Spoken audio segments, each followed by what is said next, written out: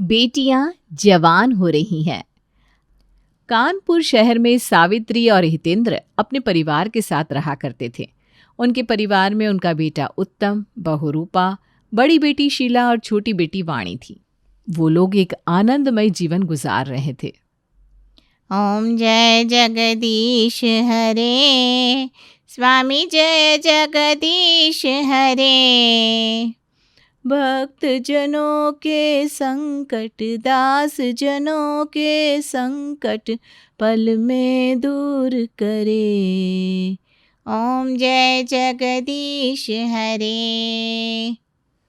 Mummy, हम सब लोग तो यहाँ पर है, पर आपकी वो दोनों महारानियाँ कहाँ हैं? सो रही होंगी और क्या। बहुत देर में उठती है ये दोनों, अभी जाकर उनको उठाता हूँ। उत्तम शीला और वाणी के कमरे में पहुंचता है और उन्हें जगाने लगता है। ओए लड़कियों, चलो उठो फटाफट, बिस्तर पे पड़ी पड़ी मनहूसियत फैलाती रहती हो। मम्मी, भैया को बुलाओ ना, दिमाग खराब कर रहे हैं। उठ रही हो या बताओ अभी? हमें कॉलेज जाना होता है, नींद पूरी करने दो ना। हाँ, और मैं तो बेरोजगार हूँ, मैं तो ऑफिस जाता ही नहीं हूँ, है ना। बाकी सब सुबह सुबह उठ जाते हैं, बस अकेली तुम दोनों ही क्वीन विक्टोरिया हो जो बेड से चिपकी रहती हो। हे भगवान, अच्छा लो उठ गए, अब तुम मुंह बंद कर लो। भैया आप ना बहुत बुरे हो। ससुराल में इतनी देर सोने को नहीं मिलेगा, अब इसे आदत डाल लो। जाओ ना।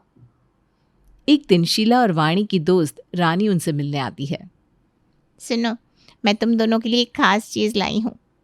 ओ, क्या लाई हो खास? बताओ बताओ। एक मिनट, ये लो मेरी शादी का कार्ड। शादी? इतनी जल्दी? हाँ, कॉलेज खत्म होती ही पापा ने कहा पढ़ाई खत्म तो शादी पक्की। लगता है तेरे पापा तुझसे बहुत तंग आ चुके हैं। अरे चुप कर। तुम लोग बताओ, तुम्हारा कब बुलाने का प्लान है? हाँ हाँ बताओ। पगला गई है क्या? हमें इतनी जल्दी इस चक्कर में ना डाल। घबराओ नहीं, तुम दोनों की बारी भी जल्दी ही आ जाएगी। अरे पका मत यार, अभी तो हम बच्चे हैं, शादी वादी की बात ना कर हमसे।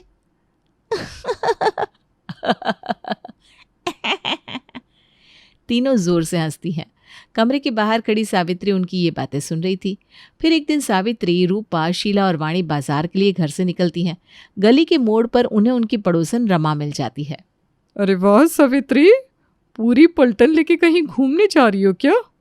अरे नहीं, बस थोड़ी बहुत खरीदारी के लिए जा रहे हैं। अच्छा, मैं तो एक शादी में जा रही हूँ। वैसे तुम बताओ सावित्री बहन, तुम्हारी दोनों बेटियां भी जवान हो गई हैं, कब कर रही हो इनकी शादी? अरे आंटी, हम तो अब अगले जन्म में ही शादी करेंगे। हाँ, अभी तो हम मम्मी पापा की लाडली बेटियां हैं, कैसे छोड़कर चली जाए। रमा हंसते हुए सिर हिलाती है और अपने रास्ते चल पड़ती है और वो चारों बाजार पहुंचकर खरीदारी करने लगती है। तभी एक बूढ़ी औरत उनसे बातें करना शुरू कर देती है। अरे बेटा, क्या लेने आई हो?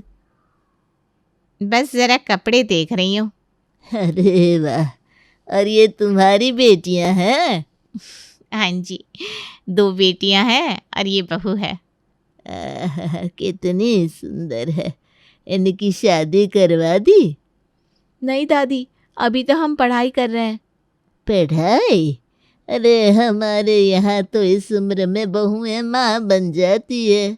ये आपकी बेटियां बहू कब बनेंगी?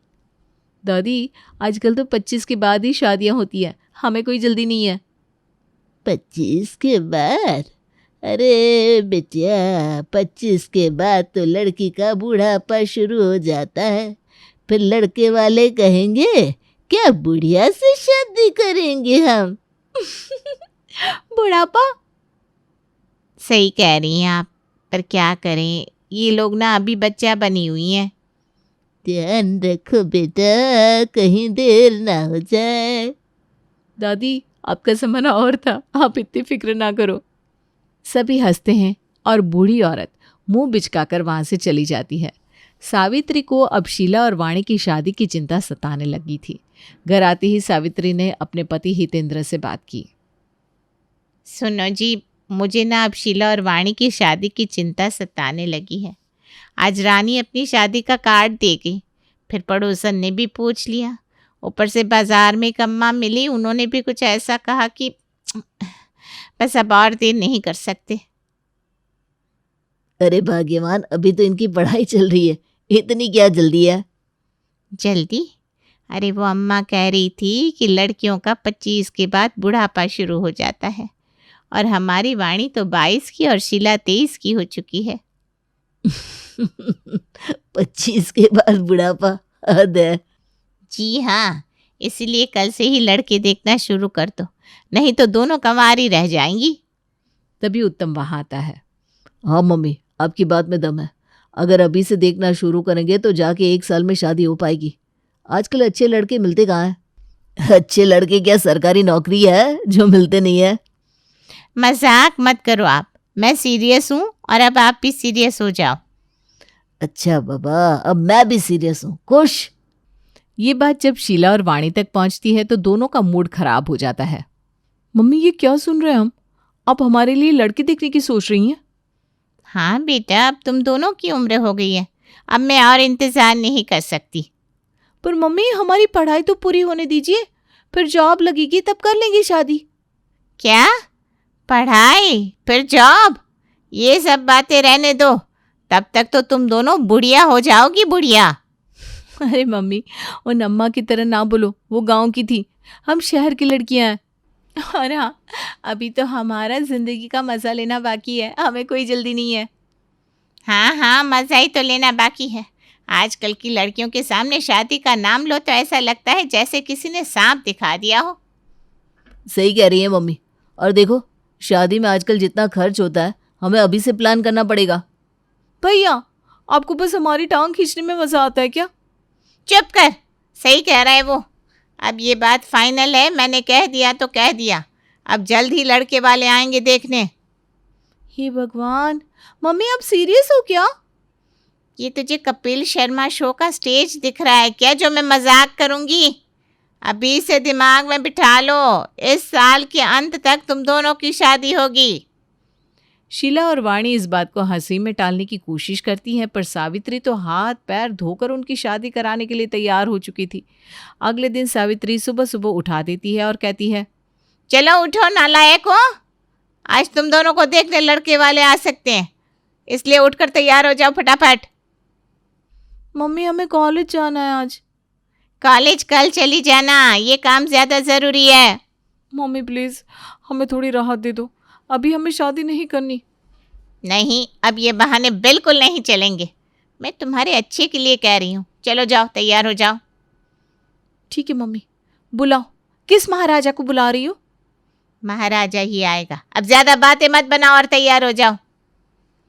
शीला और वाणी उठती हैं, पर तैयार होने के बजाय मौका पाकर वो हितेंद्र के पास जाती है और कहती है, पापा हमें आपसे एक बात करनी है। क्या हुआ बेटा? पापा हमें इतनी जल्दी शादी नहीं करनी, मम्मी को समझाइए ना, वो जिद पर अड़ी है। बेटा तुम तो जानती हो ना, तुम्हारी मम्मी का फैसला पत्थर की लकीर होता है। मैं उनके सामने कुछ नहीं बोल सकता। पापा आप तो हमारी आखिरी उम्मीद थे। अरे बेटा, तुम्हारी मम्मी से पंगा कौन ले सकता है? मैं तो बस उनकी हाँ में हाँ मिलाता हूँ। वाह पापा, बड़े हीरो निकले आप। अब दोनों बहनें उत्तम और अपनी भाभी रूपा से बात करने का फैसला करती हैं। दोनों उत्तम और रूपा के साथ बहाने से आइसक्रीम खाने निकलती हैं और बात शुरू करती हैं। भैया मम्मी शादी की धुन में पागल हो गई है, अब समझाओ ना उन्हें। शादी की बात ही तो हो रही है, इसमें इतना डर क्यों? भैया प्लीज मजाक मत बनाओ, हमारी जान निकली जा रही है। अरे तो क्या तुम दोनों जिंदगी भर कुंवारी ही रहना चाहती हो? भैया सीरियसली कह रहे हैं और आप बस मजाक में ले रहे हो। देखो मैं कुछ भी नहीं कह सकती, वो मेरी सास है और सास के आगे बहू का बोलना मतलब महाभारत। वाह भाभी, आपने तो हमें कुछ कहने का मौका ही नहीं दिया और अपना पल्ला झाड़ लिया।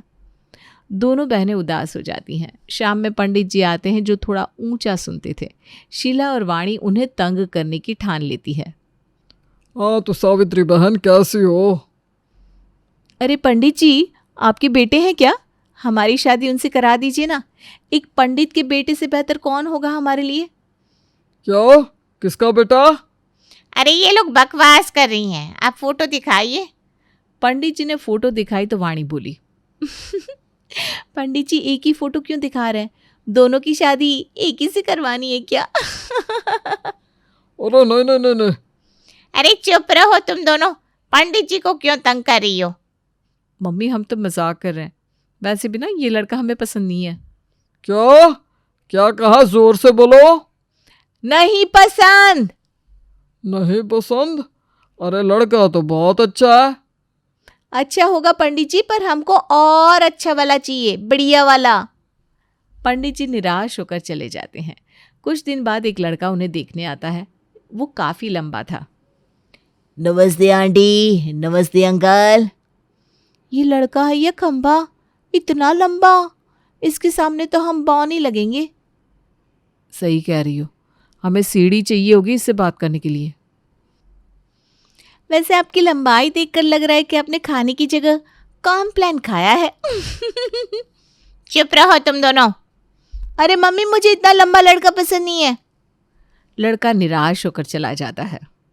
तुम दोनों की कोई पसंद है भी कि नहीं? मम्मी आपके कहने से हमने लड़का देख लिया ना, अब तो थोड़ा चैन से जीने दो। अरे भाड़ में जाओ तुम दोनों। शीला और वाणी सिर पकड़कर वहां से चली जाती हैं।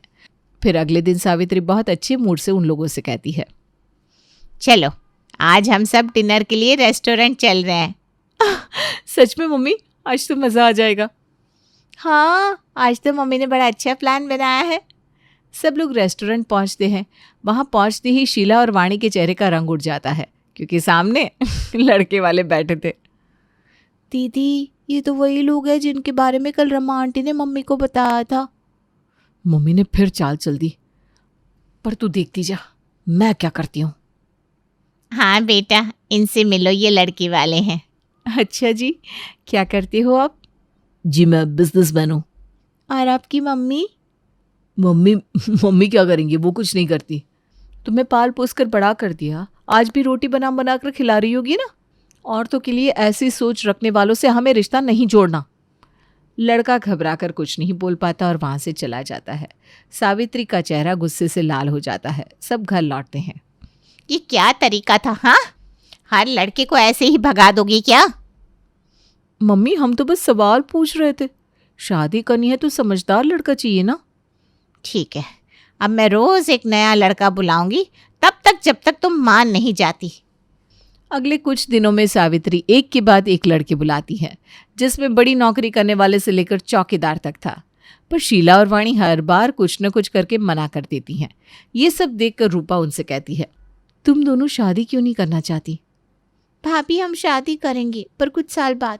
पहले हमें नौकरी करनी है, कुछ बनना है। लेकिन मम्मी को तो 25 से पहले शादी कराने की ऐसी धुन सवार हुई है कि बिना देखे बस लड़के बुलाए चली जा रही हैं।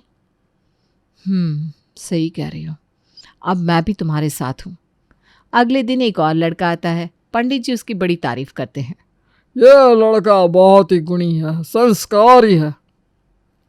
संस्कारी तो है, पर इसने तो 10वीं के बाद पढ़ाई ही छोड़ दी। हमारी शीला और वाणी कॉलेज में पढ़ रही हैं, जोड़ी तो बराबर की बननी चाहिए ना। लड़के वाले शर्मिंदा होकर मना कर देते हैं। सावित्री का गुस्सा फिर से भड़क उठता है। तुम भी इनकी साइड ले रही हो? अरे पर मम्मी जी मैंने क्या गलत बोला, मैं तो इनकी भलाई देख रही थी। सावित्री की झुंझलाहट और बढ़ जाती है। एक दिन उनकी पड़ोसन रमा उनको अपने घर बुलाती है और वहाँ एक रिश्ता दिखाती है। देखो बेटा, ये लड़का है, बहुत सीधा साधा है। आपका नाम? मम्मी। राजू है। ये क्या था, शादी के बाद भी मम्मी मम्मी करता रहेगा ये तो। मम्मी देखो ना क्या बोल रही हैं।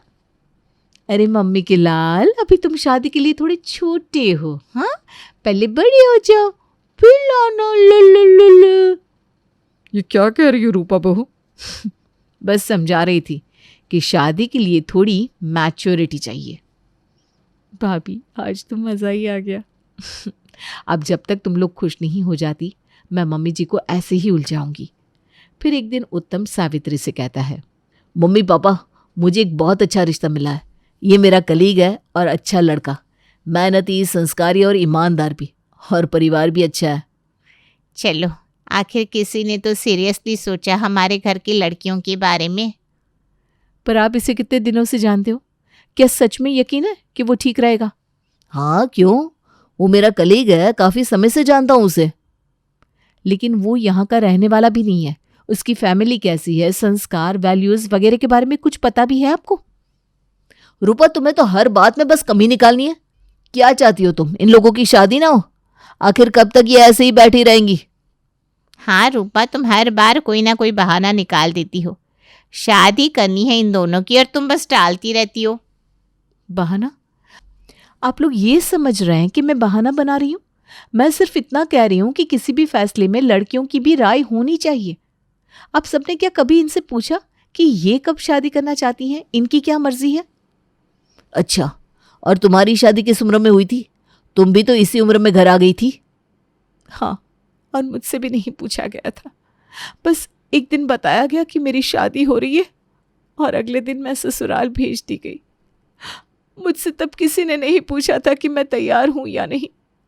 और अब आप लोग वही गलती दोहरा रहे हैं। क्या लड़कियों की कोई इच्छा नहीं होनी चाहिए? रूपा, ये सब बातें कहने का कोई मतलब नहीं है। ये हमारे रीति रिवाज है। लड़की तो पराया धन है, जितनी जल्दी उसकी शादी हो जाए उतना अच्छा। पराया धन? ये कौन सी सोच है? ये घर शीला और वाणी का भी उतना ही है जितना सबका। जिंदगी इनकी है तो फैसला आपका क्यों? क्या इन्हें ये चुनने का अधिकार नहीं कि उनका जीवन साथी कौन होगा और कब होगा? तुम कहना क्या चाह रही हो? मैं कह रही हूँ कि लड़कियों की भी इच्छाएं होती हैं, सपने होते हैं। क्या गलत है अगर ये दोनों अपने पैरों पर खड़ा होना चाहती हैं, अपनी पहचान बनाना चाहती हैं? जब ये खुद तैयार होंगी तभी शादी का फैसला होना चाहिए। भाभी, आपने आज वो कहा जो हम खुद कहने की हिम्मत ही नहीं कर पाए। हाँ भाभी, हम अपनी जिंदगी में कुछ बनना चाहते हैं। शादी की जल्दी नहीं है हमें। मैं अपनी बच्चियों को समझ ही नहीं पाई। मम्मी जी, ये आपकी बेटियां हैं। आपको इनसे बात करनी चाहिए और इनकी बात को समझना चाहिए। बाहर वालों की बातों से घर के फैसले लेना सही नहीं है। बहू बिल्कुल सही कह रही है। हाँ, तुम्हारी भाभी सही कह रही है। लड़कियों की भी इच्छाएं होती हैं, मेरी भी थी, लेकिन वो तो कब की मर गई मुझे याद भी नहीं। पर अब मैं तुम लोगों के साथ ऐसा नहीं होने दूंगी। मुझे माफ़ कर दो। मुझे भी माफ़ कर देना। मैंने बिना समझे ही तुम दोनों पर दबाव डालने की कोशिश की, पर अब मुझे समझ में आ गया है। अरे, आप लोग माफ़ी ना मांगो। हम दोनों तो बस यही चाहते थे कि आप सब समझे कि शादी एक लड़की का हक है, मजबूरी नहीं। धन्यवाद भाभी, आपने हमारे लिए आज वो किया जो शायद हम खुद भी नहीं कर पाते। अब से हम सब तुम्हारी मर्जी के बिना कोई फैसला नहीं करेंगे। शादी तब होगी जब तुम दोनों पूरी तरह से तैयार होंगी, और वो भी उसी से जिसे तुम पसंद करोगी। सभी खुश होकर एक दूसरे को गले लगाते हैं और मुस्कुराते हैं। इस तरह परिवार में सब एक दूसरे की बात समझते हैं और ये सीखते हैं कि हर लड़की का शादी का फैसला उसी की मर्जी से होना चाहिए।